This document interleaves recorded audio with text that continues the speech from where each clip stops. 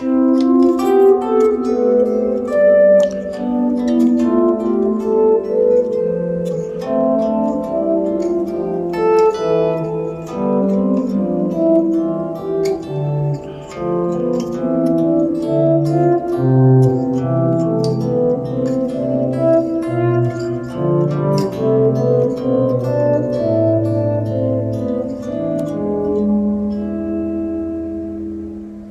wanted to talk briefly about a kind of line playing that I really enjoy, and I hope if it's new to you that you might enjoy exploring and looking into these things as well. This is something I just started playing this morning. I switched guitars, and sometimes that can bring a shift in what ends up coming out, as some of you might know. So this is just, it's a sequence.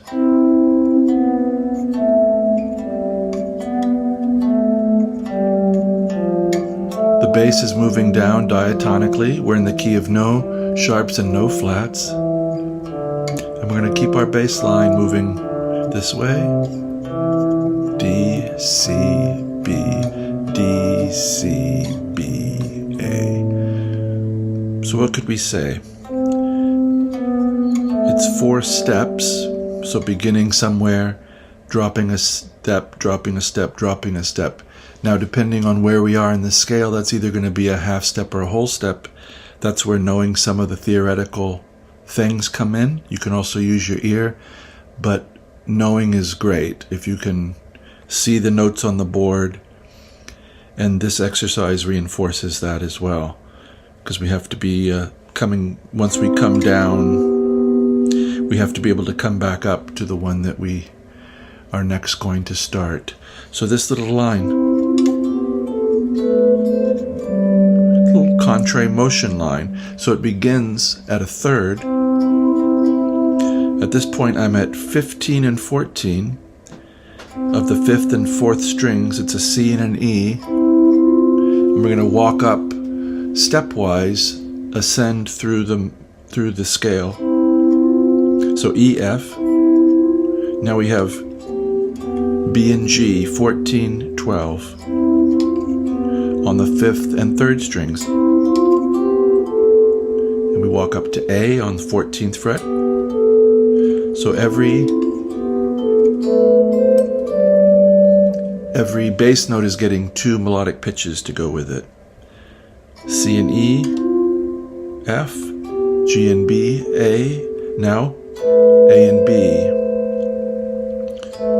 A and B and C at 12, 12, and 13.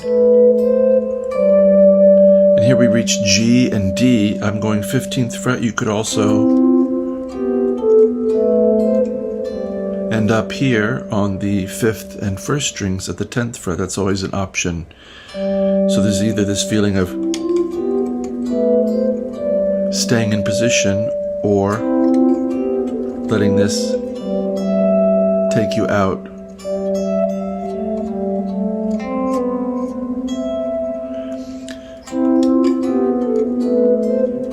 So G and D, 15 and 15. So we started on C, so the next one will be a sequence from D, starting with the 3rd. And I think that's where these exercises and kinds of motifs are really helpful, in as much as we start to intuit how to ascend. So my melody's ascending, but there's a sense in which it looks like I'm going down the board. There.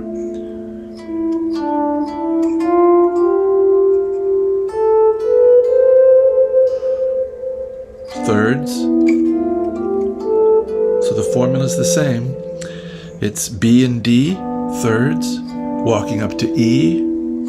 So 14 and 12. 14 and 14 on adjacent strings 5 and 4.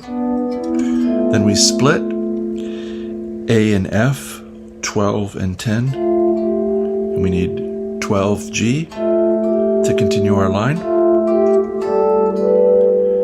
Then we get this crossing where G and A are happening. 10th fret, 5th and 2nd strings.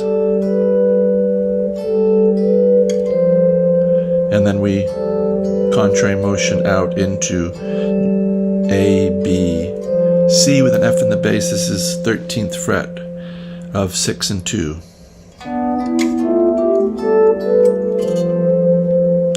So now we need A.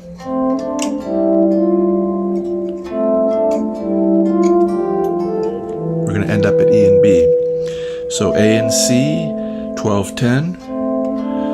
Hope you're getting the hang of this pattern. Walking up, A and C, C to D, now G and E, 10 and 9 on the broken set, 5th and 3rd strings. Half step to F at the 10th fret. Now together, little bar, 8th fret, F and G, and 12 and 12, E and B.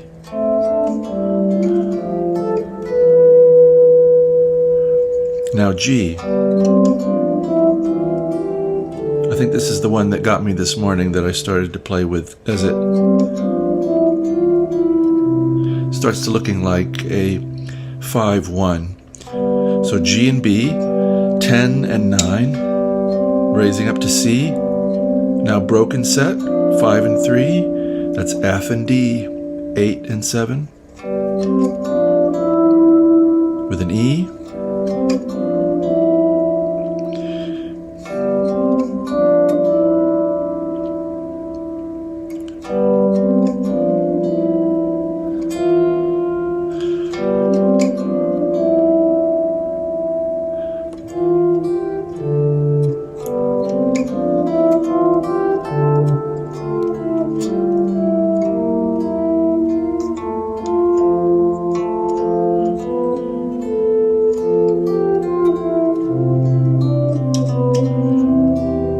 That was the sound.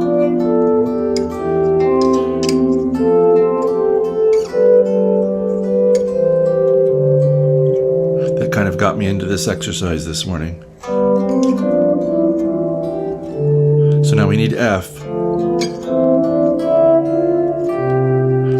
So from F and A, 8 and 7, going up to B. So 8 and 7 going to 9.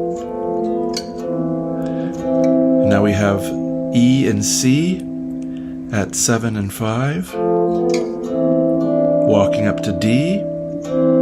Now together, our little bar, D and E,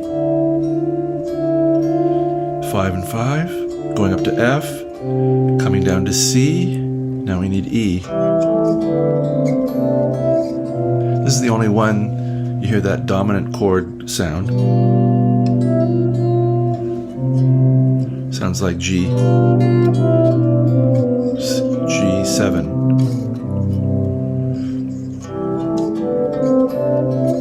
So that has an offset kind of a look. Even if we did it down here, it would have that offset. So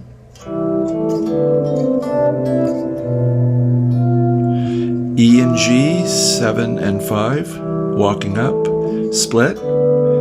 D and B, melodic pitch, together, 3 and 3, up to 5. This is C and D, up to E.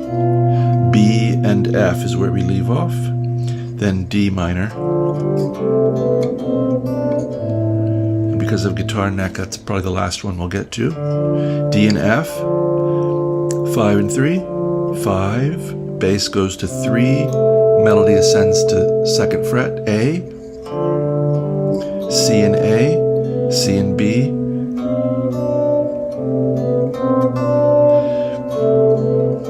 So now B and C. That's why I talk about things crossing. Here we have C and B going to B and C. We did a little bit of this in voice exchange if you've seen that earlier lesson.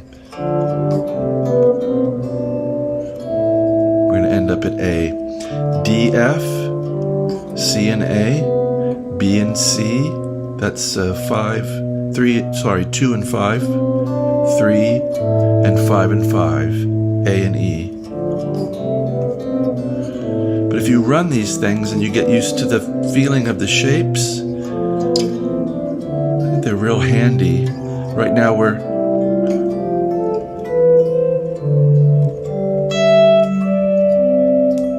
not going to a particularly exciting resolution. We're just descending down the bass. But these little shapes, parts of them can come in use. Very handy in improvising and trying to make your own lines. So I hope this gives you some ideas, some contrary motion, some stepwise motion, and some collections of intervals that widen out from thirds to sixths to ninths. And then what do we got? An octave and a fifth.